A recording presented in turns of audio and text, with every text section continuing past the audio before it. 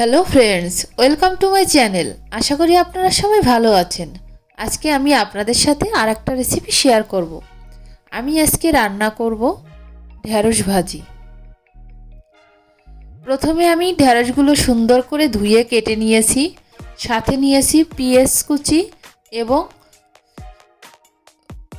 কয়েকটা কাঁচামরিচ ফালি করে নিয়েছি।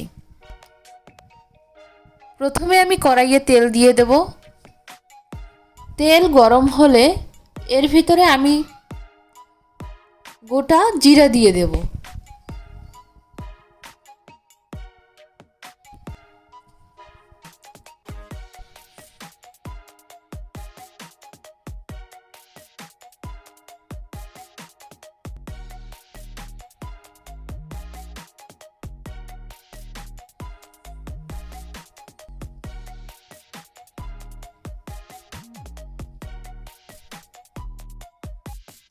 জিরা একটু ভাজি করে নেওয়ার পর এর ভিতরে দিয়ে দেব পেঁয়াজ কুচি।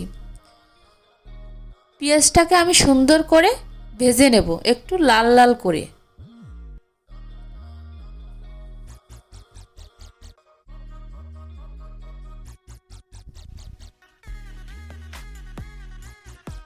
দেখুন পেঁয়াজের কালারটা চেঞ্জ হয়ে গেছে। এখন এর ভিতরে আমি কেটে রাখা ঢ্যাঁড়সগুলো দিয়ে দেব।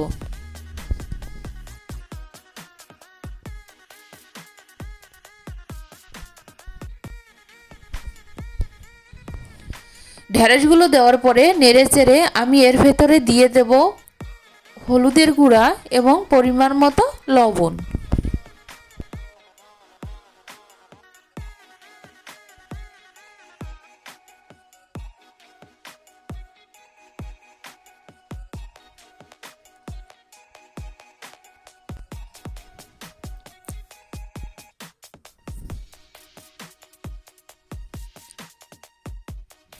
এখন আমি সুন্দর করে নেড়ে চেড়ে দেব। রান্নাটা আমি ঢাকনা ব্যবহার করব না। এরপরে দিয়ে দেব ফালি করে রাখা কাঁচামরিচগুলা, দিয়ে আমি সুন্দর করে এভাবে রান্না করে নেব।